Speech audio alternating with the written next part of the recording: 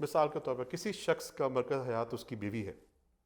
ایسا ہوتا ہے؟ ہوتا ہے, بالکل ہوتا ہے جی. میں اس کا مقرر سو مینی پیپل کاؤنسلنگ میں, مثال آپ کی نہیں ہوگی لیکن مثال آپ کے اسپاؤس نہیں ہوں گے, لیکن اگر کسی شخص کی مرکز حیات اس کی بیوی ہے, باری باری, ٹھیک ہے, آپ دیکھیے گا, آپ باری باری گریں یہ چاروں باتیں, وہ شخص کتنا پاورفل ہے اس کی بیوی کے ساتھ اس کا ریلیشن ڈیسائڈ کرے گا. اگر بیوی کو خبردار, اس کے بعد بس خبردار, ٹھیک ہے, ability to action is gone, sense of wisdom is gone. اگر اس کا مرکز حیات اس کی زوجہ ہے, مطلب, اور I have seen a lot of people, اور یہ وائس ورسا بھی ہے, کچھ خواتین کا مرکز حیات ان کا ہسبینڈ, ٹھیک ہے, تو ان کی ڈیسیژن میکنگ یہ کہ انہوں نے کس سے ملنا ہے کہ نہیں ملنا, ان کا ہسبینڈ ڈیسائڈ. اب ہم بات کرتے ہیں کریکٹ چوائسز کی, ہم اپنے ٹاپک کو بھولے نہیں ہیں, ہم اسی جگہ پہ ہی ہیں, ٹھیک ہے.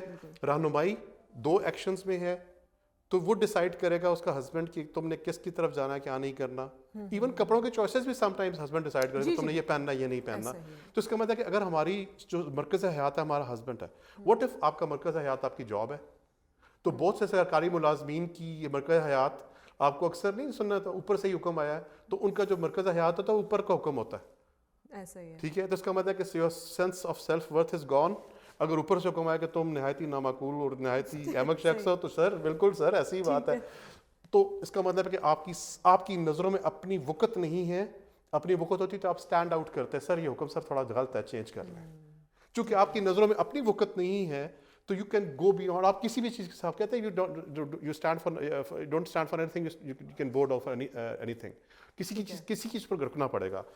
تو مرکز حیات اگر آپ کا جاب ہے, your sense of self worth is gone. آپ کا باس ڈیسائڈ کرے گا کہ رات کے 2 بجے بھی آپ کے اس کے پیچھے بھاگ کے اس کو ایئرپورٹ سے پک کرنا کہ نہیں پک کرنا. تو ٹھیک ہے, اسی طرح سے تو. اور حسن صاحب یہ تو ہمیں کلیئر ہو گیا ہے کہ مرکز حیات اور یہ 4 سٹیپس جو ہیں یہ بہت ضروری ہیں ایک پرفیکٹ سلیکشن کے لیے, یا پرفیکٹ سلیکشن نہ بھی کہیں, آپ کو اعتراض ہے پرفیکٹ پہ, رائٹ سلیکشن کے لیے.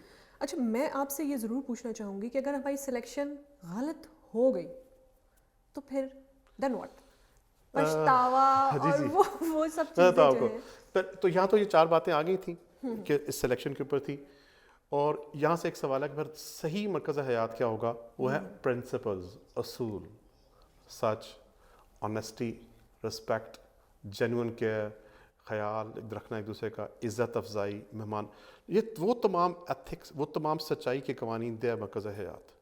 اگر آپ کا یہ مرکز حیات ہے, آپ کبھی بھی پچھتائیں گے نہیں. you'll never be. ہو سکتا ہے آپ کا کوئی فیصلہ آپ کو تکلیف دے, آپ کو کسی اس میں ڈالے, لیکن آپ پچھتاوا نہیں ہوگا. پچھتاوا تب ہوتا ہے ہم نے کوئی فیصلہ کیا, جو ہم نے فیصلہ کیا اپنے کرنٹ لیول آف نالج پہ کیا, ہوتا ہے کہ ہم آؤٹ گرو کر جاتے ہیں, ہمارا نالج بڑھ جاتا ہے, حالات بدل جاتے ہیں, ہم ٹرانسفارم ہو جاتے ہیں, ہمیں خود امپرومنٹ آ جاتی ہے, ہمیں اندازہ ہوتا ہے وہ تو فیصلہ غلط کیا تھا, جس بندے کے ساتھ زندگی گزاری تھی وہ تو نہایت ہی فضول بندہ تھا.